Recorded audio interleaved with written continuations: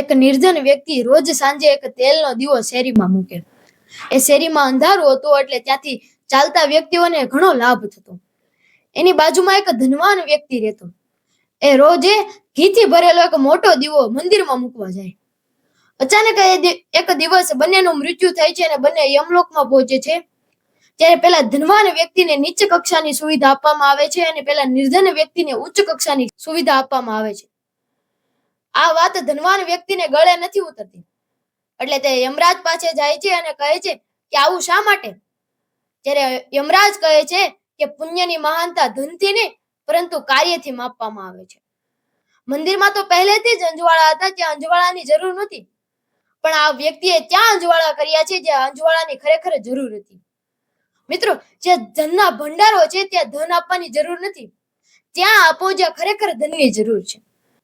અને જો મિત્રો તમને વિડીયો સારો લાગ્યો હોય તો લાઈક, શેર અને ચેનલને સબસ્ક્રાઇબ કરવાનું ભૂલતા નહીં.